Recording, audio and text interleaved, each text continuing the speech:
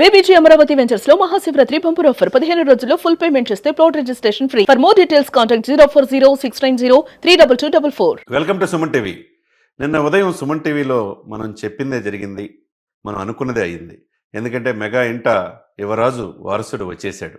ఎప్పుడని 1000 కళ్ళతో ఎదురు చూస్తున్నారు కుటుంబ సభ్యులందరూ కూడా. కోట్లాది మంది అభిమానులు మెగా ఇంట వారసుడు రావాలి, ఎందుకంటే రామ్ చరణ్ వారసుడే. రామ్ చరణ్ గారికి కుమారుడు పుట్టాలి, అప్పుడు తాతయ్య అవుతాడు.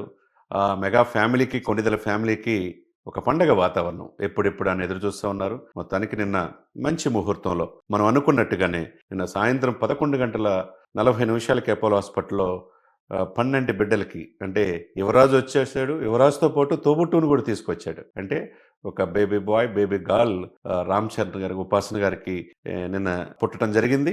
చాలా సంతోషం, ఎందుకంటే చాలా మంది ఆయన అభిమానులు కావచ్చు, కోట్లాది మంది ఆయన స్ఫూర్తి పొందిన వాళ్ళు కావచ్చు, ఎంతోమంది ఎదురు చూసిన సమయం నిన్న రాత్రి నెరవేరింది.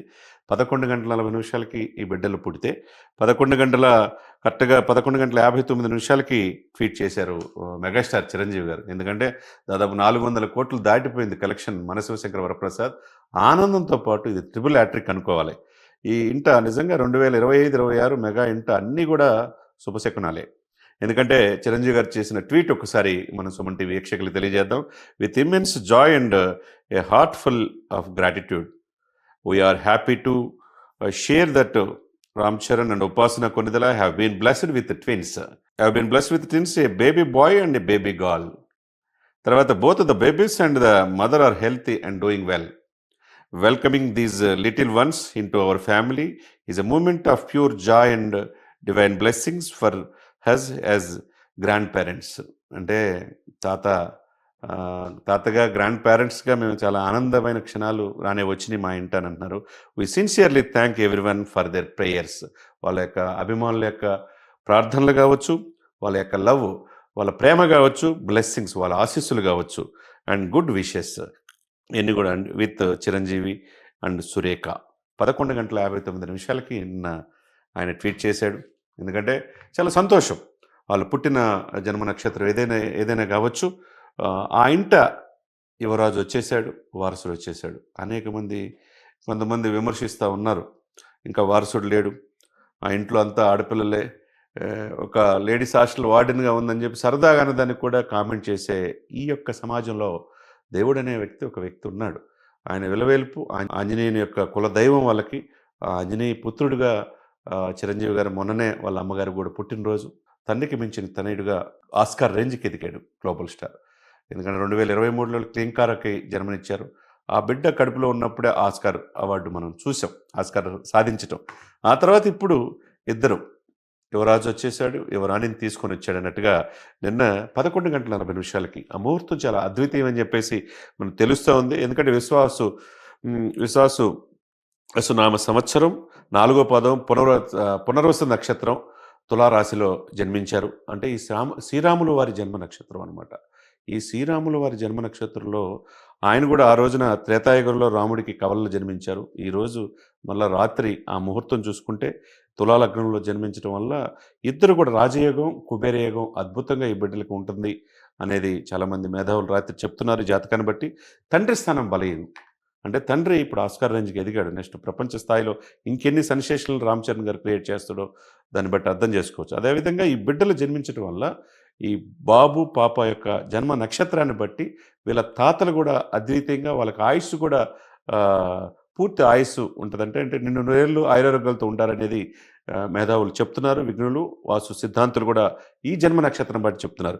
ఏదేమైనా కానీ తండ్రి స్థానం బలం, తర్వాత జాతకం కావచ్చు, దీనివల్ల తండ్రికి కీర్తి ప్రతిష్టలు, దాంతోపాటు తల్లికి కూడా తను సాధించే, ఎందుకంటే యువ పారిశ్రామికవేత్తగా అపోలో సంస్థ లీడ్ చేసిన ఉపాసన గారికి కూడా మంచి భవిష్యత్తులో మంచి అవార్డులు రివార్డులు కూడా వస్తాయని చెప్తున్నారు.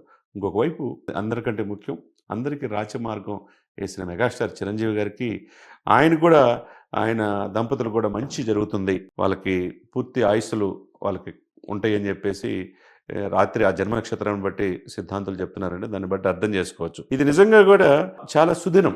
చాలా మందికి, కోట్లాది మందికి మనం చిరంజీవి అనేది మన చిన్నతనం నుంచి అనేక జనరేషన్లకి ఒక స్ఫూర్తి ప్రదాత ఆయనకి. ఇప్పుడు మనశంకర వరప్రసాద్ వస్తే మన శివశంకర వరప్రసాద్ అంటే మనవాడు, మన ఇంట్లో మన అన్నయ్య, మన బ్రదరు, మన బిడ్డ అన్న ఉద్దేశంతో ప్రతి ఫ్యామిలీలో రిపీటెడ్ ఆడియన్స్ వెళ్తున్నారంటే చిరంజీవి గారు ఎంత ఇంపాక్ట్ ప్రజల్లో క్రియేట్ చేశాడు. ఒకవైపు అభిమాని అంటే ఎలా ఉండాలి? ఏదో ఫ్లెక్సీలు కడతాం, తర్వాత గులాములు కొట్టుకోవటం, పేపర్లు చించటం కాదు. అభిమాని అంటే ఎలా అంటే సేవా దృక్పథం వైపు ఉండాలి. పుట్టుక మరణ మధ్య మనం ఏం సాధించామో ముఖ్యం. దాంట్లో భాగంగానే బ్లడ్ బ్యాంక్ పెట్టి లక్షలాది మందిని ఆయన కాపాడుతూ ఉన్నాడు. దాంతో పాటు బ్లడ్ ఇచ్చేట్టుగా అభిమానులు చేయగలుగుతున్నారు. వాళ్ళ వల్ల ఎంతోమంది ప్రాణాలు కాపాడుకోగలుగుతున్నారు. ఇంకొక వైపు ఐ బ్యాంకు. ఏ సామాజిక సేవా కార్యక్రమాన్ని ఉభయ తెలుగు రాష్ట్రాల్లో చిరంజీవి గారు ముందుంటారు. చిరంజీవి గారి అభిమానులు ముందుంటారు. ఆ విధంగా తీసుకొచ్చారు. అదే బాటని ఈరోజు తన తమ్ముడు పవన్ కళ్యాణ్ గారు ఏపీ రాజకీయాల్లో చూపిస్తున్నాడు సక్సెస్ఫుల్‌గా. ఇంకొక వైపు తన ఇంట్లో తన బిడ్డ రామ్ చరణ్ గారు ఎదిగే తీరు, ఎదిగే కొద్దీ ఒదిగే లక్షణం రామ్ చరణ్ సొంతం. అదేవిధంగా ఉపాసన గారు ఆ ఇంట్లో కోడలుగా ప్రవేశించిన తర్వాత అన్నీ శుభగడియలే అని మనం చెప్పుకోవాలా. ఒకవైపు వ్యాపారాలు కావచ్చు, ఒకవైపు సినిమాలు అనేక రకాలుగా సక్సెస్ అవుతూ ఈరోజు చిరంజీవి గారికి ఇంకెంతకంటే ఏం కావాలి? ఆయన పద్మవిభూషణుడు అయిపోయాడు. దేశంలోని అత్యున్నతమైన ద్వితీయ పురస్కారం. అనేక అవార్డ్స్ వచ్చినాయి. మొన్ననే గిన్నిస్ బుక్ రికార్డు. ఇప్పుడు చరిత్ర తిరగరాసే మన శివశంకర వరప్రసాద్ తీశాడు. ఇక ఇయన్నీ ఒక ఎత్తైతే తన ఇంట వారసుడు యువరాజు వచ్చేసాడు. ఈ యొక్క శుభ ఘడియలుని మనం అందరూ కూడా అభిమానులు కావచ్చు, ఆయన శ్రేయోభిలాషులు కావచ్చు, ప్రపంచవ్యాప్తంగా ఉన్న అతనంటే ఇష్టపడి అతను స్ఫూర్తిగా తీసుకున్న అనేక మంది ఆయన ప్రశంసిస్తూ ఉన్నారు. మొత్తానికి ఓవరాల్‌గా సుమన్ టీవీ యాజమాన్యం తరపున, సుమన్ టీవీ ఎంప్లాయీస్ అందరి తరపున హృదయపూర్వకంగా అటు మెగాస్టార్ చిరంజీవి గారికి, తర్వాత గ్లోబల్ స్టార్‌గా ఎదిగిన most powerful talented settle performance Oscar range ఎదిగిన రామ్ చరణ్ గారికి, ఉపాసన గారికి మరొక్కసారి హృదయపూర్వకంగా శుభాకాంక్షలు తెలియజేస్తూ వాళ్ళ బిడ్డలు భవిష్యత్తు మరింత ఉజ్వలమైన భవిష్యత్తుగా ఉండాలని, వాళ్ళకి ఇంకా వాళ్ళ కుటుంబంలో మరిన్ని సంతోషకరమైన వార్తలు రావాలని సుమన్ టీవీ సాక్షిగా మనస్ఫూర్తిగా కోరుకుందాం.